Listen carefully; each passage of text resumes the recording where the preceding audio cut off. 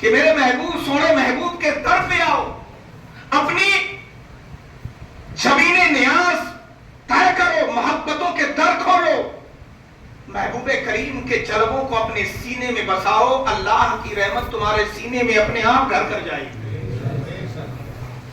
لیکن یاد رکھیے گا, قرآن پڑھنے سے پہلے, قرآن سیکھنے سے پہلے یہ بھی ضروری ہے کہ سکھانے والا کون ہے,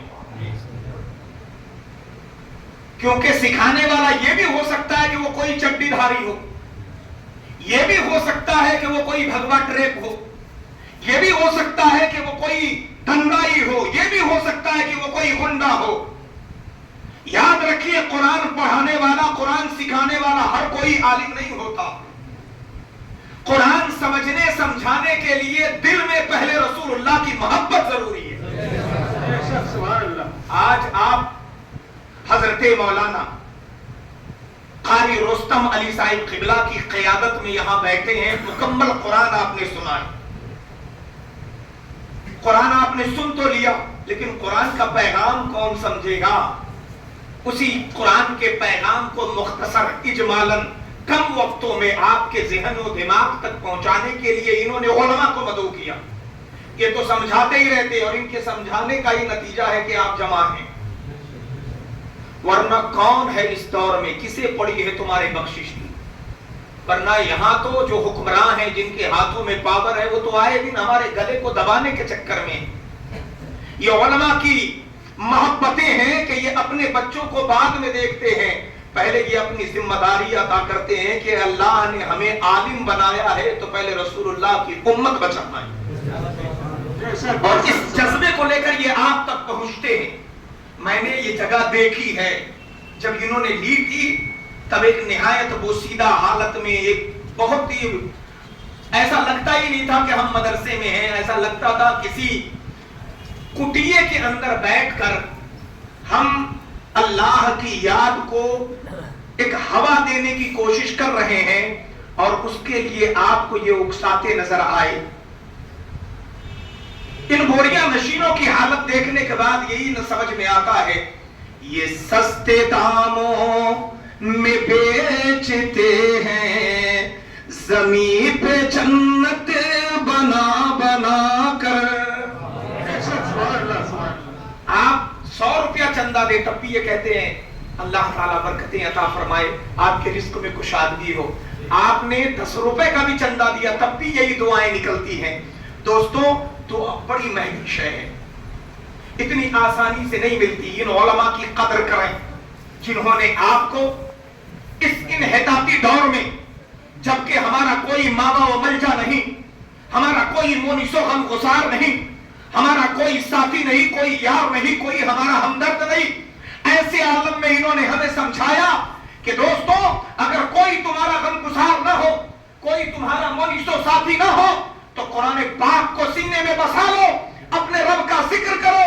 میرے رب کا فرمان ہے الا بذکر اللہ تطمئن القلوب. جب ساری دنیا تمہارے دل کو پریشان کر دے تو اللہ کا ذکر تمہارے دل کو اطمینان عطا کر دے. ان علماء نے ہمیں سمجھایا.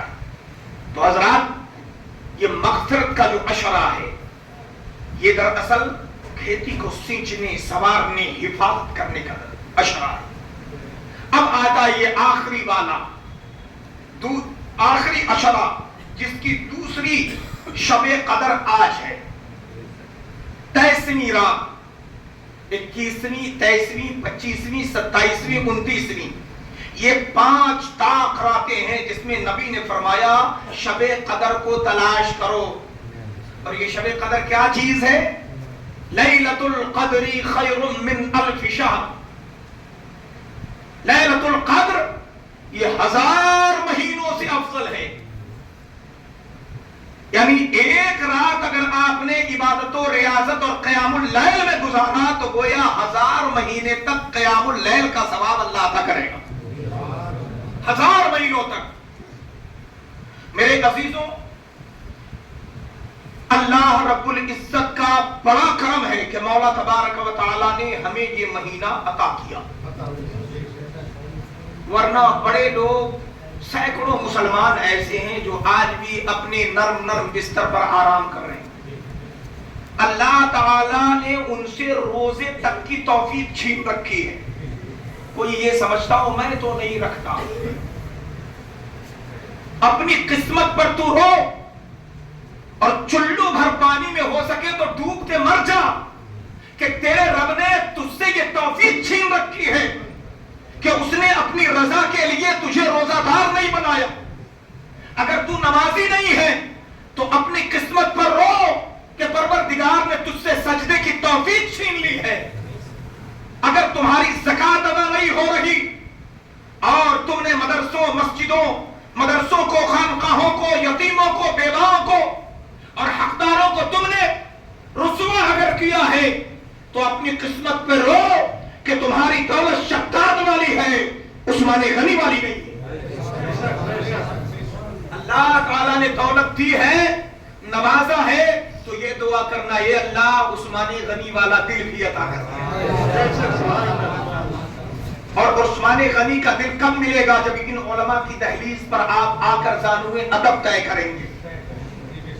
مسجدوں میں ہم نہارنے آتے، مولوی صاحب کیا کھا رہا ہے، کیا پی رہا ہے، کیا پہن رہا ہے، کتنے پان کھائے، کتنے فون کیے اور کتنی مکانیں خرید لیے. مسجدوں میں اس نیت سے آؤ کہ ہم یہ جانیں کہ حضرت یہ والا جو ہم نے سجدہ کیا ہے، اس سجدے میں ہم نے 3 تسبیحیں پڑھی ہے، کتنا ثواب ملا. اگر یہ کہیں کہ تمہیں اس کے بدلے میں 3 ستے 21 یعنی ایک تسبیح پہ 7 نیکیاں ملی ہے تو 3 تسبیح پہ 21 نیکی ملی، تو ہم ان سے پوچھو حضرت اگر ہم نے 100 تسبیحیں پڑھی تو کتنی ملے گی؟ یہ سیکھنے کی ضرورت ہے. ہم یہاں کچھ اور نہارنے چلے آتے ہیں. دل کے دہلیز کو کھولو اور اپنے جب آپ سجدے کے لیے آیا کرو تو یہ مسئلہ جاننے کی کوشش کرو کہ حضرت ہمیں وضو نہیں آتا، آپ وضو کا طریقہ بتا دیں، وضو کے فرائض بتا دیں، وضو کے واجبات بتا دیں، وضو کے مسائل بتا دیں. غسل کریں تو پاکی کیسے حاصل کریں، کیسے ہم پاک ہو جائے، کپڑا ناپاک ہے اسے کیسے پاک کیا جائے گا، یہ تک کے طریقے معلوم نہیں ہوتے. اور ہم باہر روڈوں پر، سڑکوں پر مسئلے پیش کر رہے ہوتے. میرے خیال سے یہ ہونا چاہیے، میرے حساب سے یہ ہونا چاہیے، میرے حساب سے ایسا نہیں ہونا چاہیے. جا مر جائے تو اور تیرا خیال. شریعت کسی کے باپ کے خیال سے نہیں چلتی، شریعت مصطفیٰ کے کلام اور اللہ کے فرمان سے چلتی ہے. شریعت میں کسی کے خیال کا دخل نہیں ہے. میرے حساب سے یہ ہونا چاہیے، تیرے حساب کی کوئی ضرورت نہیں. یہاں قرآن ہے، نبی کی حدیث ہے، اس کے حساب سے شریعت کے قانون بنتے ہیں، تیرے حساب سے نہیں بنتے. ایک دور آئے گا جب چوراہوں پہ اور ہوٹلوں پر فتوے طے کیے جائیں گے، تیرے حساب سے یہ ہونا چاہیے. آج بھی ہو رہا ہے. شریعت ہمارے گھر کی جاگیر نہیں ہے، اور یہ جو ادارہ آپ دیکھ رہے ہیں وہ اسی چیز کو سکھانے کے لیے. الحمدللہ ہم یہ دیکھ رہے ہیں کہ آپ میں کافی تبدیلی ہے، آپ نے پہلے سے بہت کچھ سیکھا ہے. اس کا مطلب ہے کہ موصوف قبلہ حضرت قاری رستم علی صاحب قبلہ مدظلہ العالی والنورانی یہ ہمارے برادر کبیر کی حیثیت سے ہیں. انہوں نے یقیناً جو محنتیں، جو بے لوث خدمتیں اور اپنا اخلاص پیش کیا ہے وہ یہ جیتی جاگتی تصویر بتا رہی ہے کہ یقیناً انہوں نے اپنا خون دل ڈال کر اس ادارے کو سینچ کر آج اس مقام تک پہنچایا ہے کہ اس بنجر زمین پر بھی مسلک اعلیٰ حضرت کا جھنڈا لہرا. میرے عزیزوں، قرآن مقدس تلاوت کے حساب سے آج مکمل ہوا. اب اس کے برکات کو سن لیجیے، لیکن اس سے پہلے یہ جان لیجئے کہ ہم کیا کریں جو ہمارے لیے کافی ہو. آپ سب، ہم سب عاشق رسول ہیں، ہے نا؟ عاشق رسول محبت سے بولیے، ہے نا؟ عاشق ہے رسول اللہ کے؟ محبت سے ذرا ہاتھ اٹھا کے بولیے یا رسول اللہ. یہ تھوڑا ہلکا والا آواز تھا. نعرہ اس طرح لگائیں کہ دشمنوں کے نعرے ٹوٹ جائیں. محبت سے بولیے یا رسول اللہ. یا رسول اللہ کے نعرے سے ہم کو پیار ہے. ہم نے یہ وہ نعرہ لگایا جس سے سب کا بیڑا پار ہے. یقیناً نعرہ اس طرح ہو. اور اچھا ایک بات اور بتاؤں میں آپ کو، بڑی پوائنٹ کی بات یاد آ گئی. آج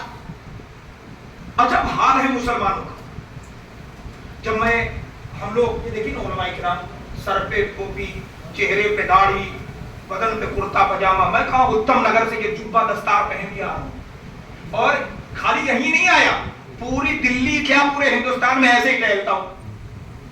اب پہچان لے مجھے کہ تو مسلمان ہے کہ میں بڑی شان سے اور فخر سے کہتا ہوں اور دنیا والوں کو بتاتا ہوں کہ دیکھ لے رسول اللہ کا غلام تیرے سامنے کھڑا ہے. جو اکھاڑ ملے اکھاڑ لے, جو بگاڑ ملے بگاڑ لے. مجھے حیرت ہوتی ہے ان مسلمانوں پر جو کلمہ پڑھتے ہیں لا الہ الا اللہ محمد رسول اللہ, اور دل میں خوف ہے کافروں کا. کس بات کا؟ ہماری روٹی رک جائے گی, ہمیں مار دیا جائے گا, ہماری عزتوں کو نقصان پہنچا دیا جائے گا. سنو, اللہ پاک خود قرآن پاک میں ارشاد فرماتا ہے ان اللہ یحیی و یمیت, بے شک اللہ ہی مارتا اور اللہ ہی جلاتا ہے. اور یہ عقیدہ ہر مومن کا ہے, اور اس عقیدے کے خلاف اگر آپ ہیں کہ کوئی ڈاکٹر مار سکتا ہے, کوئی کافر مار سکتا ہے, کوئی مشرک مار سکتا ہے, یا کوئی بیماری کسی کو مار سکتی ہے, یا کوئی جادوگر کسی کو مار سکتا ہے, اگر آپ نے یہ عقیدہ بنا لیا تو آپ کافر ہو جائیں گے. موت اور زندگی کا مالک صرف وہ پروردگار ہے. لہذا اب دل سے خوف نکال دو کہ کوئی تمہیں مار سکتا ہے. یہ بھی خوف نکال دو اور یہ بھروسہ کہ کسی ڈاکٹر کے آگے آپ آگے پیچھے ڈول رہے ہو, ڈاکٹر صاحب تم نہیں کرو گے تو ہم مر جائیں گے. وہ کون ہوتا ہے؟ اس کے باپ کی کیا مجال ہے؟ اسے خود اپنے پتلون کی پتہ نہیں کہ پاک ہے یا ناپاک ہے. وہ تمہیں کیا زندگی دے گا؟ وہ خود دواؤں کا محتاج ہے, اور دوائیں بھی شفا نہیں دیتی, شفا میرا پروردگار دے گا. اگر تمہیں بیماری لگے تو پہلے صدقہ ادا کرو. نبی پاک نے فرمایا اپنے مریضوں کا علاج صدقہ دے کر کیا کرو, اور صدقہ دینے کے لیے آپ کو مستحق نہیں ڈھونڈنے کی ضرورت ہے. قاری رستم علی صاحب کے مدرسے میں چلے آئیے اور یہاں آ کے صدقہ ادا کیجئے, انشاءاللہ ادھر صدقہ دیں گے ادھر بیمار شفا پا جائیں گے انشاءاللہ. عقیدہ مضبوط ہو. تو موت اور زندگی کا مالک کون ہے؟ زور سے بولیے نا. اللہ. اللہ پاک ہے, اور عزت کا, ذلت کا, یہ تمام چیزوں کا مالک میرا رب ہے. اب تم داڑھی اس در سے مت کٹانا کہ ہمیں ذلیل کر دیا جائے گا. یقیناً ہم نے سوشل میڈیا نیٹ ورک کے ذریعے دیکھا ہے ہمارے بزرگوں کو داڑھی سے پکڑ کر نوچا گیا ہے, لیکن اس میں ہماری بزدلی ہے, ہماری کمیاں ہیں. ہم نے انہیں سر پر بیٹھنے دیا تو انہوں نے ننگا ناچ ناچا. ہم نے ان کی نکیل شروع میں کھینچ دی ہوتی تو ہم نے بدماش